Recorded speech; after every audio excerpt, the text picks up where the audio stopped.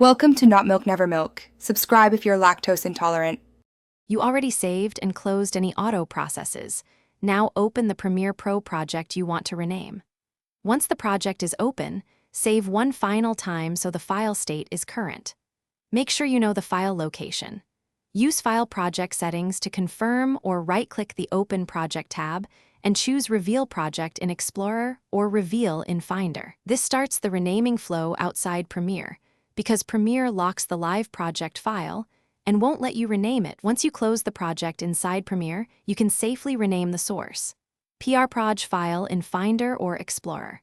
First, create a backup copy so you can recover if anything goes wrong. Then rename the file, preserving the PRProj extension and avoiding special characters. Use descriptive words and dates if helpful. After renaming, do not open the new file yet. This step ensures Premiere won't have file locks or cached references. The app will treat the renamed file as the same project when reopened.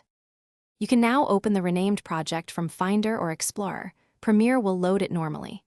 If any media shows offline, use the media browser or link media to point Premiere to the correct folders.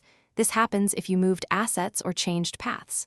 Once everything relinks and timelines are intact, save and run a quick scrub through your sequences and one test export. If something failed, revert to the backup. PRProj file and compare. That single backup is your fastest recovery method. Thanks for watching. If this was helpful, leave a like and consider subscribing. See you next time.